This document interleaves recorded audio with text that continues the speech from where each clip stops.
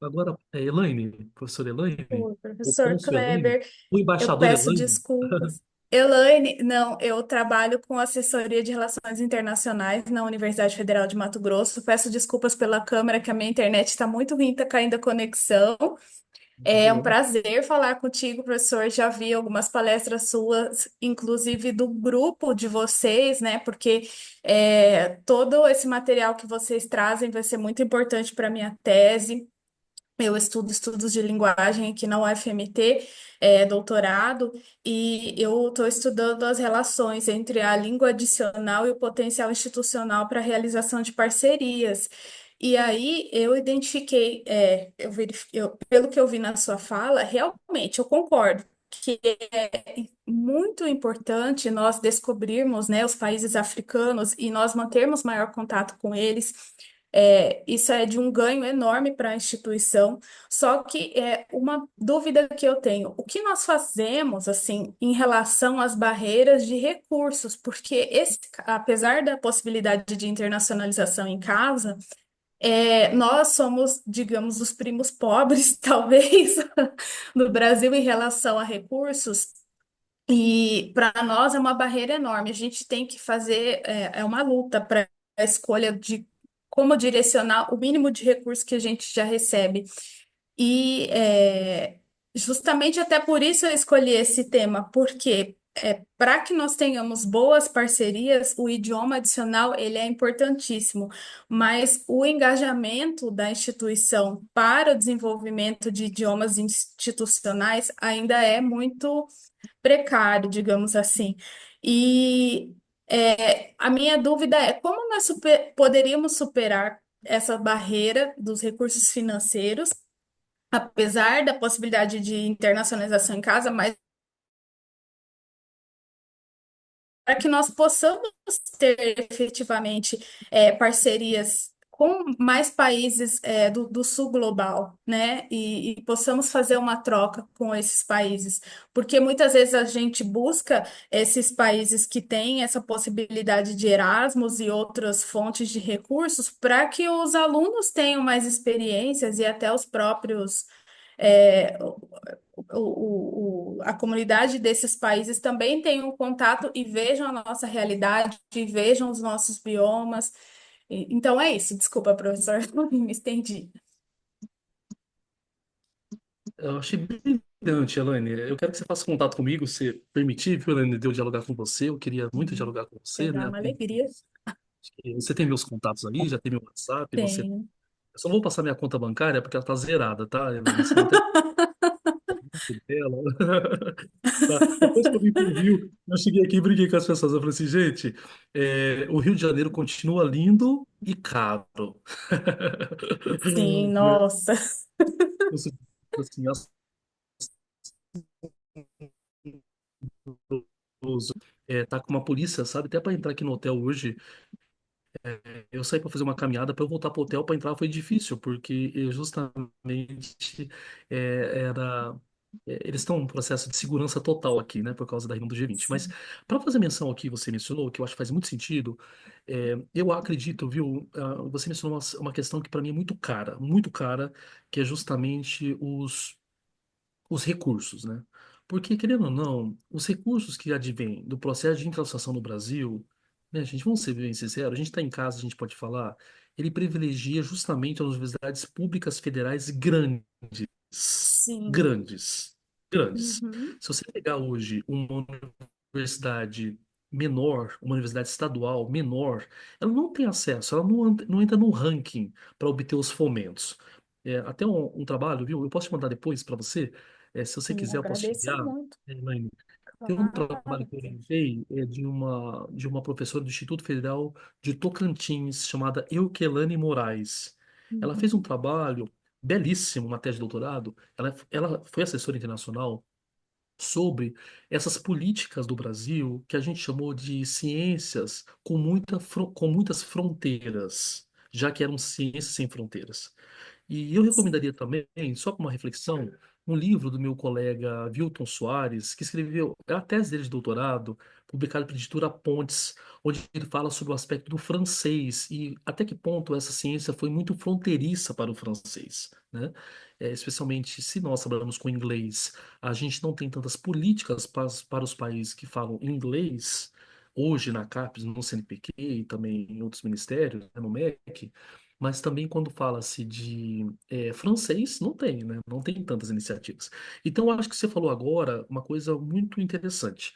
É, agora uma fala minha, viu, Lene? Mas como se eu for chamado, né, para as relações internacionais da CAPES, que eu estou tentando ver se eu entro lá nesse local para a gente pensar um pouquinho essas políticas de internacionalização, o que eu tenho pensado é que precisamos de abrir as agências de fomento para a gente ter algumas agências com fomento tal como Erasmus no Brasil, ou você ter um fomentos como a Indomitable Humanities nos Estados Unidos, no Canadá, você ter uma Spencer Foundation como nos Estados Unidos, ou você tem uma União Europeia e uma União Africana que tem Sim. verba que precisa de internacionalização.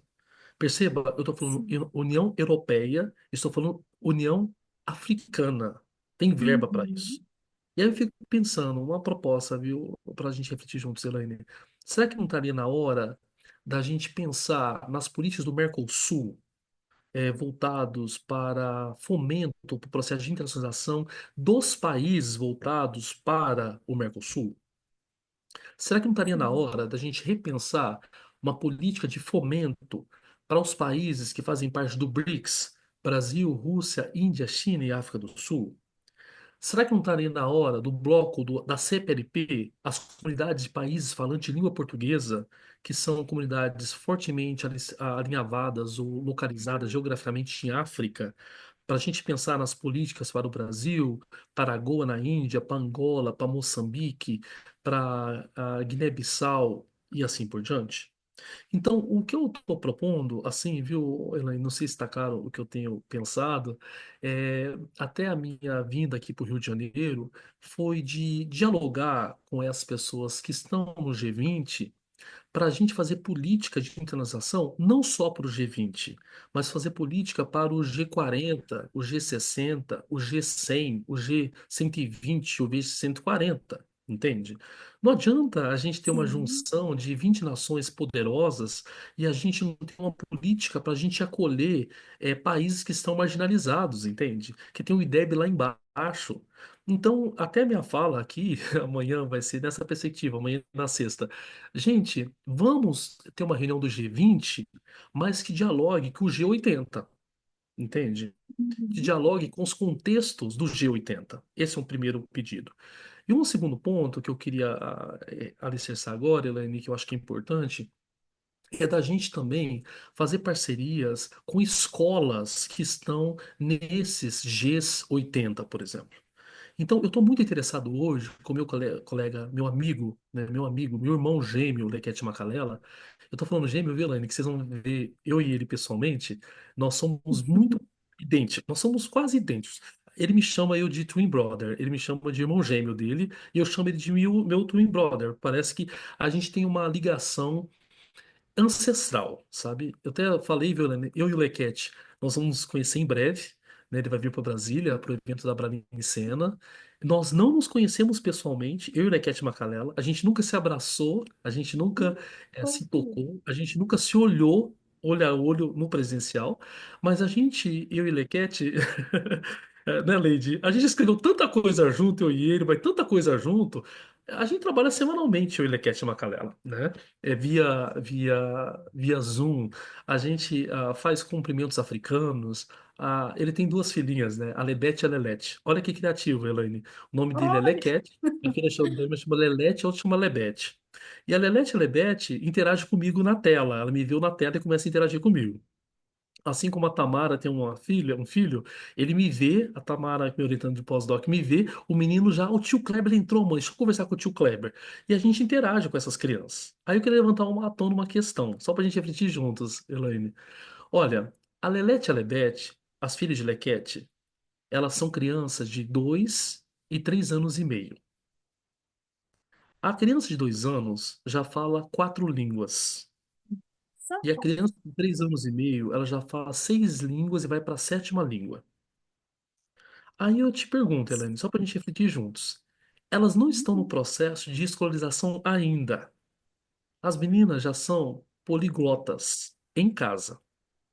Então, o que eu queria destacar aqui nessa meu comentário, Elaine, é se a gente podia compreender o que é feito no continente africano para crianças aprenderem tantas línguas em pouco tempo. É Hoje, verdade. nós estamos num país tão colonial em que a perspectiva que a gente tem é quando a gente fala duas línguas, a gente fala assim: ah, eu falo português e inglês, eu sou bilíngue. Aí tem uma onda agora no Brasil que eu dou risada dessa onda chamada assim, a educação bilíngue, a educação bilíngue e tal.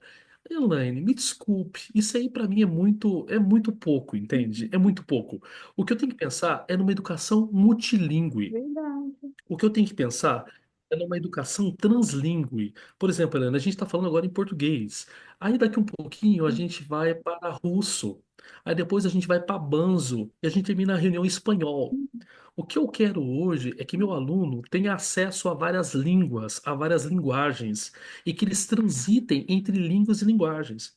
A minha colega, grande amiga, Cláudia Riesdorf Rocha, da Unicamp, que tem feito um trabalho belíssimo, belíssimo na linguística aplicada, ela já tem falado muito tempo sobre práticas translíngues, repertórios translíngues. E eu tenho chamado para o nosso grupo de uma praxeologia decolonial. Então, o que eu quero hoje é que meu aluno transite em línguas, transite em linguagens. Eu não quero que meu aluno fique com essa dicotomia, Helena, assim, eu falo duas línguas, eu falo três línguas. Eu não quero, me desculpe, me poupe. Essa discussão tá para mim tá passada. Eu quero que seja adicionadas línguas e culturas, entende?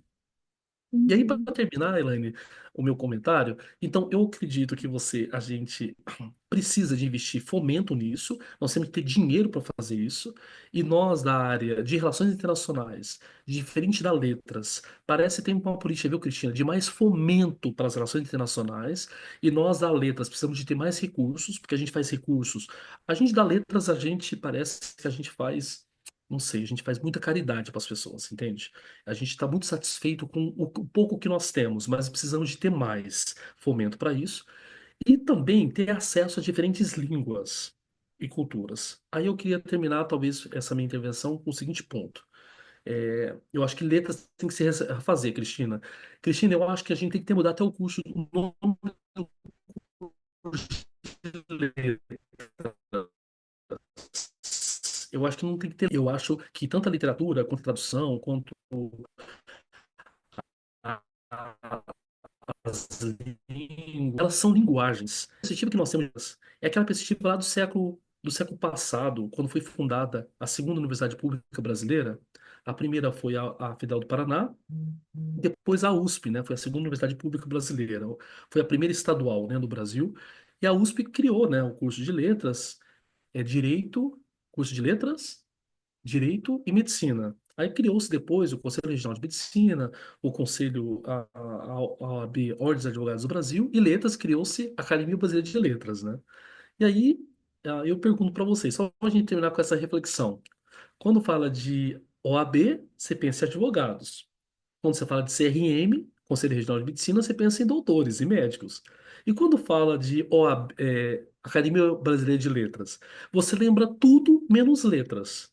Aliás, nós só temos na Academia Brasileira de Letras dois imortais com formação em letras. Os demais não têm formação em letras. Perceba, né? Até existe, não vou falar o nome dele, né, Leide? É, existe o ex-presidente, né? José Sarney, tá lá na Academia Brasileira de Letras, ele tem assento na Academia Brasileira de Letras. Eu não estou discutindo a literatura de José Sarney, e eu nem sei se José Sarney fez literatura, tá? Mas eu estou questionando para vocês por que razão o Locus, que era de letras, não tem ninguém das letras lá dentro, né? E uma outra questão para a gente pensar, que eu tenho refletido. Por que que a Fernanda Montenegro entrou na Academia Brasileira de Letras e a grande literata, minha grande mãe, Conceição Evaristo, não entrou na Academia Brasileira de Letras? Aí eu te pergunto, será que na minha percepção, eu não sei, Leide, mas eu acho assim, literatura, né? Para mim existe uma literatura antes de Machado e depois de Machado de Assis. Só que quando fala de Machado de Assis, a gente pensa no quê? No ser, no intelectual tal, branco. Mas temos de assumir que Machado de Assis era um ser negro, era um corpo negro. E a literatura que ele produziu era uma literatura negra. Então, existe para mim, não existe esses movimentos parnasianismo, romantismo,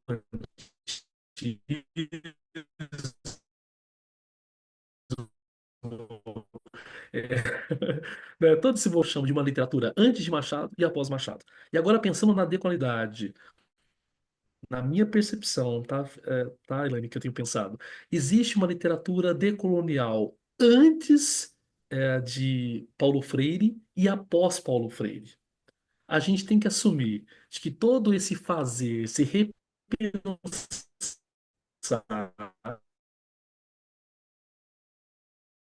mas a métrica ladina, que a própria Lélia Gonzalez já dizia, ela é pautada, na minha percepção, na compreensão mais aprofundada de Paulo Freire. Então, para mim, existem, viu, Elaine? Eu até brinco que existem três colegas que eu tenho pensado. Eu acho que a perspectiva do Paulo Freire, existe uma coisa before Paulo Freire, after Paulo Freire, igual perfect, o que o Cristina falou, e forever Paulo Freire. Existe uma perspectiva, na minha opinião, antes de Machado e após Machado. E eu tenho pensado que existe um fazer negro das feministas brasileiras, tais como a própria Conceição Evaristo, a própria Cida Bento, a própria Leila Gonzalez, a própria Patrícia Hill Collins, Bell Hooks, Angela Davis e assim por diante. Eu acredito que existem vários pensares améfricos ladinos importantes. E também, para terminar, eu acredito muito naquela perspectiva do Kanavira Rajagopala, né? Que aí eu termino meu ponto para você, Elaine. O Raja falou uma coisa que, no livro dele de 2003, que foi que me tocou muito. Ele falou assim que ele fala inglês não é para que o americano, o estadunidense, eu não vou falar a palavra americano porque nós somos América, né? O Brasil está na América, Sim. então eles são estadunidenses, né? Então, não quero falar inglês para que o estadunidense compreenda o meu inglês. Eu quero falar em inglês o que eu penso como brasileiro. Então, o que eu estou pontuando agora, Elaine, que nós precisamos de repensar essa mentalidade colonial, entende? Onde a gente tem aquela síndrome do cachorro vira-lata, a síndrome que a gente não sabe nada, a gente sabe muito. Só que o problema do brasileiro é que a gente não significa e ressignifica a nossa própria história. A gente não sabe quem são os nossos indígenas, os pensadores indígenas. A gente não sabe quem são os pensadores quilombolas. A gente não sabe quem são as pensadoras negras brasileiras. A gente não sabe quem são os pensadores surdos. A gente não sabe quem são os marginalizados na sociedade. Então, o convite que eu queria fazer, prometo que agora é um minuto para ver outras perguntas. O que eu queria fazer para vocês, gente, é um convite para a gente conhecer outras pessoas, entende? Leide, eu vou fazer aquele exercício que eu sempre faço com meus orientandos, né? Eu vou falar o nome de uma pessoa aqui, né? Falar o nome de um teórico, aí você me fala aí pela mãozinha, pelas emotions, se você já ouviu falar dele, já conhece, pode ser? Então vou citar alguns. Vou citar. Vamos começar com Bakhtin. Alguém já ouviu falar ou já leu alguma coisa de Bakhtin?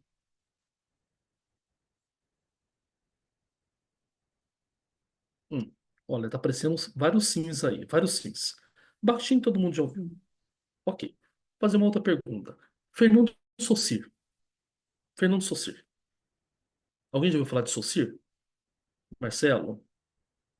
Léo? Ok. Dani? Tá aparecendo vários aqui pra mim. Vou falar o último, porque talvez pode ser coisa da minha cabeça, viu, Leite? Pode ser coisa da minha cabeça isso que eu tô falando. Vou citar um outro colega, quem trabalha com sociolinguística. Vamos ser uma coisa mais específica. Vou citar um agora, chamado William Labov, da sociolinguística. Quem já ouviu falar disso? Edson já ouviu falar? Edson já ouviu falar. Cristina já ouviu falar. Maria Alice já ouviu falar. Muita gente já ouviu falar. Ok. Agora eu vou dar um nome agora para vocês. Eu falei de uma coisa específica, tá? Salikoko Mafan. Quem foi Salikoko Mafan? Só a Lady levantou a mão até agora. Vamos ver, quem mais? Fala pra mim, gente. Quem quer salir com uma fã? Quem quer salir com uma fã? Não, não sabe. Elaine não sabe, perceba. Elaine, só pra te confortar pra você. Eu também não conhecia Saliko como uma fã desde quando eu não me assumi negro. E eu conversei com o William Labov na Universidade da Pensilvânia. Ele me falou para mim, falou, Kleber, toda a teorização negra que eu criei, né, o Labov criou toda uma teorização da sociolinguística pautada em corpos negros nos Estados Unidos, em New York, em New Jersey. Só que ele foi inspirado em Selouko Mafan. Selouko Mafan é do Congo. Ele hoje é professor catedrático da Universidade de Chicago, né, Leide, Universidade de Chicago. Ele está sendo mais lido agora, não é porque ele é do Congo, porque está em Chicago, porque está no norte global. Então, o convite que eu queria fazer para vocês, gente, é se a gente podia ler outras pessoas, sabe? Parar, por exemplo, de ler a literatura que nós temos. Vamos ler uma Carolina Maria de Jesus, por exemplo. Vamos ler uma Conceição Evaristo na literatura. Vamos ler, no contexto da decolidade, outros nomes, entende? Quando fala decolidade, muita gente vai pensar Catherine Walsh, Walter Mignolo, vai pensar quem mais? Lady. Esses nomes, né? Boaventura de Souza Isso. Santos, que eu tenho um posicionamento sobre ele, que eu queria ver se alguém me pergunta depois, que eu queria falar um pouquinho sobre. Eu quero que alguém me pergunte agora por que que eu não tenho refletido na minha praxe o que escreveu Boaventura de Souza Santos. Ou, nós temos vários nomes Transfóbio, até. Gross Fogel, o Maldonado Torres. próprio. Isso. O Maldonado Torres é uma corrente nova, né, Leide? Bem nova agora, revolucionária, de uma linguística aplicada de uma decolonialidade combativa. Mas parece que vem um outro lá, Leide, aquele que está. Que é sempre que a gente. Que a Gabriela Veronelli trabalha com a teoria dele, o próprio. A gente falou o nome dele aqui. Eu fiquei tão emocionado de falar de outros nomes que eu esqueci o nome dele, mas vai vir daqui o nome dele. Mas eu queria, assim, propor Não, Fanon. O Quijano, exatamente, Elaine, o Quijano. não. O Quijano com as contribuições. Mas eu acredito, viu, Elaine, você mencionou agora, toda essa turma trouxe perspectivas interessantes para a gente compreender a decolonialidade. Agora eu queria ouvir outras vozes, entende? Eu queria ouvir um Ailton Krenak, um Nego Bispo, entendeu? Eu quero ler, eu quero ir compreender o que que é o Munduruku, o que que o Munduruku escreveu. Então, eu queria compreender outras vozes da colonialidade. O que o Limário tem escrito, a Valquíria, o Raja.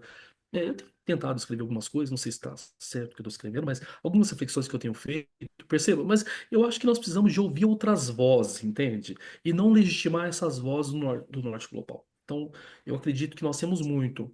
A Simone Hataguchi, excelente, Edson, é uma professora, uma querida colega minha da Unicamp, que tem trabalhado também com essa corrente da decolonialidade.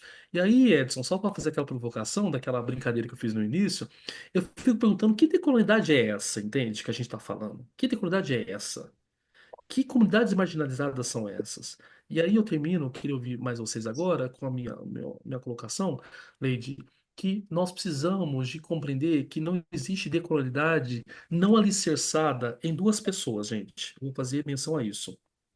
Na minha percepção, a decolonialidade está alicerçada, que nós sabemos, né, Leide? Em Paulo Freire, na compreensão de três pedagogias que eu chamo: a pedagogia da opressão, a pedagogia da autonomia e a pedagogia da esperança.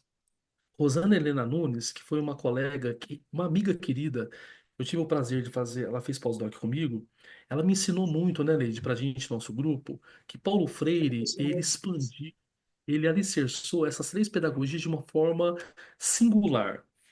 Rosana nos ensinou de que existe uma pedagogia marcada. Nós sempre fomos oprimidos no Brasil, a opressão sempre existiu, mas nós temos autonomia e nós alimentamos essa autonomia, retroalimentamos por meio da esperança. Aí, para complementar, aí teve aquele embate, todo mundo sabe o embate que houve entre Bell Hooks e o próprio Bell Hooks, não foi, Lady? Bell Hooks e o Paulo Freire, né? Que o Bell Hooks escreveu uma carta para Paulo Freire falando que ele era machista, porque não tinha mulher, não colocava mulher no livro dele. Aí Paulo Freire respondeu. Aí a Bell, antes de morrer, gente, Bell escreveu dois livros emblemáticos, né? Ensinar para Transgredir e um livro que ela fala da pedagogia do amor. Então, Bell Hooks, a leitura de Bell Hooks me ajudou a entender de que a coisa mais importante na vida, gente, é a gente amar outras pessoas. A gente fica muito na preocupação de, eu faço isso, faço aquilo, eu tenho saber, eu tenho ser, mas as coisas mais importantes para mim, Leide, além de sabe, viu, gente, viu, Cristina? Para mim, duas coisas mais importantes é o sentir e o amar. Só que tá alicerçado, né? Só que o sentir não é o sentir meu, mas é o sentir do outro, né? Eu tô até escrevendo um livro que eu tô chamando de Pedagogia da Compaixão, chamo no meu livro. Esse meu livro, assim, tá começando, viu, Leite? Não tá ainda, viu, Cristina? Tá algumas coisas escritas, mas precisa melhorar muito. Mas eu tô tentando, vou publicar pela editora Boitempo, esse livro meu, para ter uma circulação maior no Brasil, que eu acho que o que que é compaixão, gente? É a sua dor no meu coração. Então, quando a gente sentir as dores dos outros no nosso coração, a gente vai ser pessoa diferente. E quando você sente a dor do outro no nosso próprio coração, a gente tem aquilo que a Bell Hooks chamava, a gente legitima os amores, ou os tipos de amores. Seja o amor ágape, seja o amor storgé, seja o amor filia, ou amor eros. Qualquer tipo de amor é metalizado quando a gente se coloca no lugar do outro. Então, eu terminaria essa minha colocação aqui, gente, que a coisa mais importante, na minha percepção, é a pedagogia da compaixão. Já que a minha colega Bell Hooks falou que existe a pedagogia do amor, que eu concordo com ela plenamente, mas eu acho que nós no Brasil, nós precisamos de ter a pedagogia da compaixão, sentir o que o outro sente. Mas para isso, para eu sentir o que o outro sente, eu preciso de ter menos oratória e ter mais escutatória. Eu acho que nós temos de ouvir mais as pessoas do que falar. E aí, para terminar, talvez essa minha colocação aqui, eu queria destacar para vocês que eu tenho um texto, né? Leide, se você quiser colocar o link para ele, se você desejar, né? Aquele livro, o link, aquele texto, Leide, chamado Pedagogia da Dor versus Pedagogia do Amor. Lembra aquele no Correio Brasiliense? Se você puder, além de colocar aí no chat, aquele Pedagogia da Dor versus Pedagogia do Amor, Correio Brasiliense. Foi um texto que eu escrevi, saiu recentemente no Correio Brasiliense, que eu tento falar um pouquinho sobre esse assunto, né? Que eu vou terminar daqui um pouquinho com a minha apresentação aqui, com essa citação do Pedagogia do Amor versus Pedagogia da Dor. E aí, só que antes, eu vou terminar, viu, Leite, com a parte que eu vou passar o turno para você, para entrar na parte final. Mas o que eu tenho pensado, viu, gente, por exemplo, vou fazer uma pergunta para vocês, gente, antes de terminar aqui. Hoje é dia 13 de novembro. É dia do que hoje? O que que é hoje? É dia do que hoje? Quem acertar, eu vou mandar um livro meu de presente. Você escolhe qual livro você quer, eu vou mandar de presente esse livro. Hoje é dia do quê? Hoje é dia 13 de novembro. É dia do quê? Não vale pegar na internet, não Dia vale. Mundial da Gentileza? Elaine, então você vai passar para mim o seu nome completo pelo Zap, só o seu CPF e seu endereço para eu mandar no formato de presente para você. Você escolhe qual livro meu que você quer, pode ser, Elaine? Eu te mando qual que você quiser. Uhul, adorei, porque eu vou precisar do seu livro para minha tese. Você me fala qual que você quer que eu te mande de entregar de presente. E se eu te, ó, vai cair, vai chegar na sua casa em correio, Sedex 10 já na semana que vem, já vai estar na sua casa o livro. Porque Nossa, hoje, obrigada, professor. aí você me dá um feedback, Elaine, o que que você achou? Pode ser? Nossa, perfeito, com certeza. Tudo de multiplicado para você. Obrigado, obrigado, obrigado. Elaine, aí hoje, viu, gente? Eu vou mandar para vocês, Leide. Não sei se saiu hoje, vai sair daqui um pouquinho. Vai ser um texto meu no Jornal da UNB e no Correio Brasiliense, chamado assim: Gentileza gera o quê? Chama meu texto. Gentileza gera o quê? Leide, vê se saiu esse texto aí, Leide. Não sei. Eu escrevi já. Porque, Elaine, muita gente fala que gentileza gera gentileza. Só que eu vou falar no texto que gentileza gera outras coisas, além de gentileza, né? Então, Leide, não sei se saiu esse texto. Me fala se saiu, Leide. Saiu, eu vou ficar alegre. Se não saiu, gente, vai sair agora à tarde, porque eu escrevi esse texto no final do mês passado. Não saiu. Então vai sair no início da tarde. Chama assim, vai sair hoje, dia 13, é certeza. Que hoje é Ah, dia mundial da saiu, gente. saiu, saiu, saiu. Leide, projeta aí, Leide, o início. Projeta aí pra nós. Esse aí saiu agora. Deixa eu ver aqui. Esse saiu agora. Que legal saiu esse texto. porque eles falaram que ia apreciar e avaliar o texto se iria ser publicado. Então, fico O feliz que foi Kleber aprovado o texto. realmente vem de outro planeta. Ele vem em alguma nave misteriosa, porque ele está tão na frente das coisas. Meu Deus, Kleber, que lindo! Que Isso gentileza é tua hoje. Olha, esse texto, olha lá, é esse mesmo, olha, gera o quê? É esse mesmo texto, né? É esse mesmo, né, Cristina? É, então, olha lá, hoje, 13 de novembro de 2024. Gente, o texto saiu agora, hein, gente? Saiu agora esse texto, tá? Então, eu vou deixar para vocês pensarem nesse texto, que eu vou falar que o que me move como educador é porque, primeiro, me movo como gente. E gente trata a outra com gentileza. E eu vou propor nesse texto algumas ações que gente deveria fazer. Né? Aí, vou deixar para vocês, pode ser, gente? Acesse esse texto, né, Leide? Gentileza gera gentileza, que vai ser um texto que vai sair agora. E aí, para terminar, eu aproveito, viu, Cristina, para falar. Aí, meu texto final, agora no final do mês, que é o texto sobre dor. Que aí eu falo da pedagogia do amor, Cristina, e tento alinhavar com aquilo que passou meu irmão Vini Júnior, que tem passado meu irmão Vini Júnior. E eu tento, nesse texto, vai sair no próximo 15 dias esse texto. O texto chama, eu vou lembrar o nome do título, mas o título é um título mais poético, mais poético. E nesse texto eu tento falar um pouquinho que o Vini Júnior, a questão dele não receber, gente, a bola de ouro, não é uma questão de futebol, é uma questão da visão da sociedade sobre um objeto.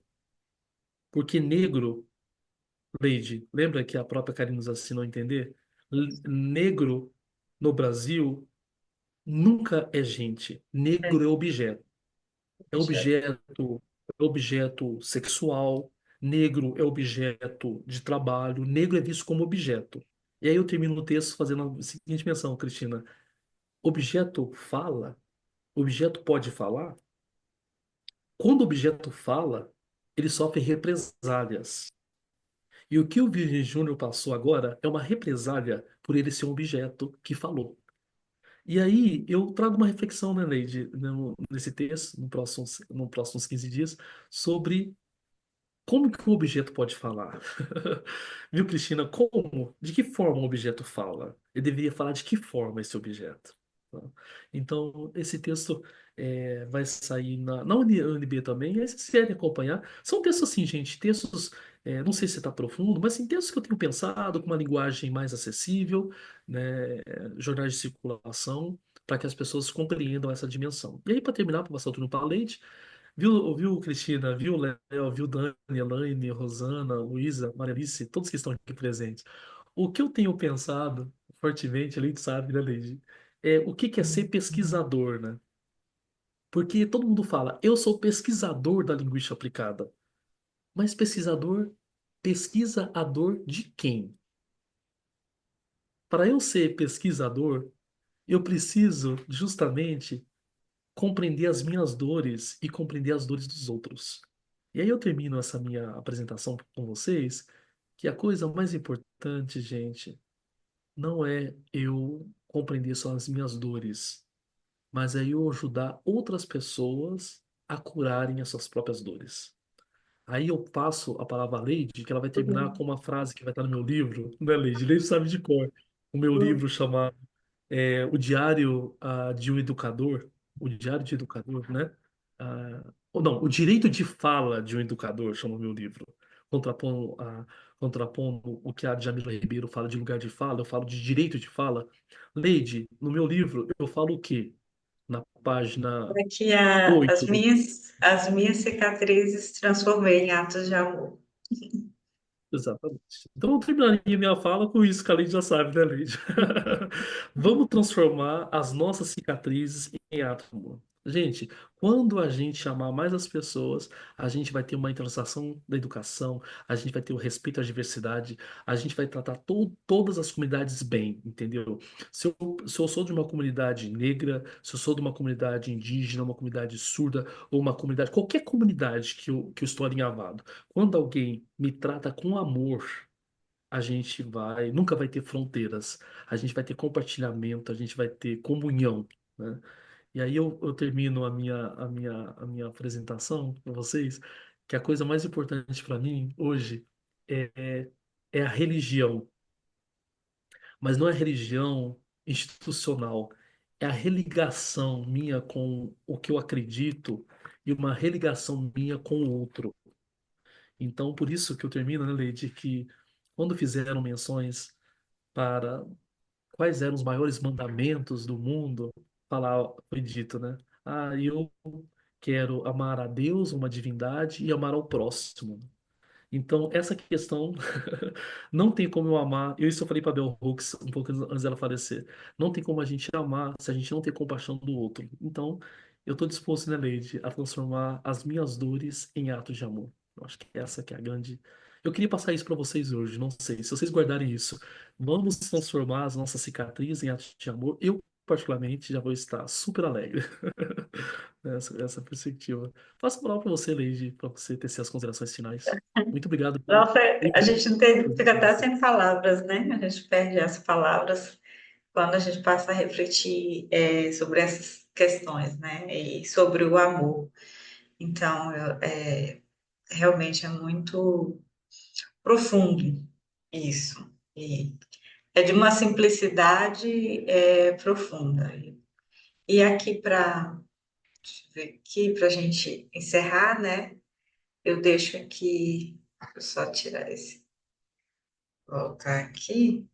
Eu deixo aqui esse pensamento, né, professor Kleber Silva, que o subalterno pode e deve falar, né? Então, assim, quando ele traz esse aspecto do amor, ele traz esse aspecto da compaixão, a gente tem que iniciar esse exercício permitindo aos que estão na periferia, né, professor Kleber, os que estão marginalizados, vulnerabilizados, permitindo a eles o direito de fala, né? Permitindo que eles possam narrar suas histórias, eles possam narrar as suas dores, a partir realmente daquilo que eles podem vivenciar, que a gente possa ter esse movimento decolonial em nossas vidas, de ter essa escuta àqueles que estão mais vulnerabilizados, aos que estão, de fato, na periferia.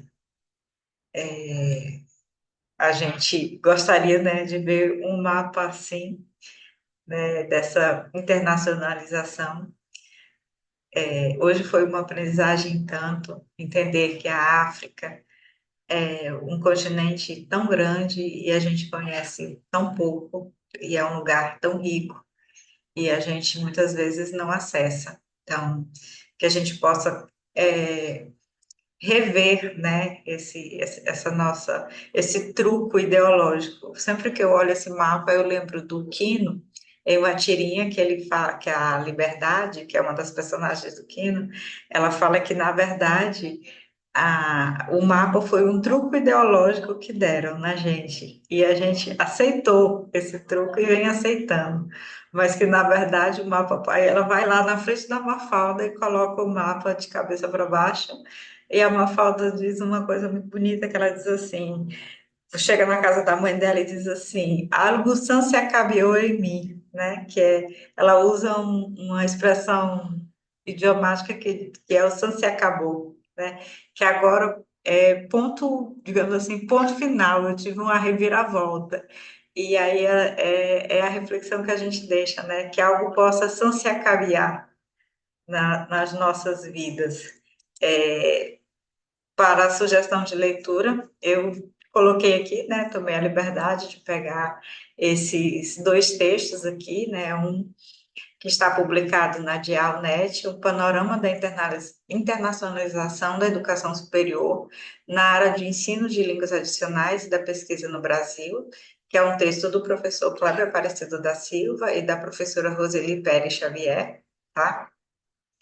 E nós temos aqui um texto composto por pessoas, né, que a gente tem muito carinho, que fazem parte do nosso grupo de pesquisa, que é A Língua Inglesa e a Internacionalização do Ensino Superior, análise comparativa de duas instituições de países do BRICS, que é um texto da Tamara Angélica Brudna da Rosa, né, que é nossa grande colaboradora no GECAL, Maria Cristina Pancera de Araújo, do professor Kleber Aparecido da Silva e do professor do IFMA, Vildo Soares de Souza, que também muito colabora com o nosso conhecimento, muito colabora com essa nossa ressignificação desses processos de internacionalização.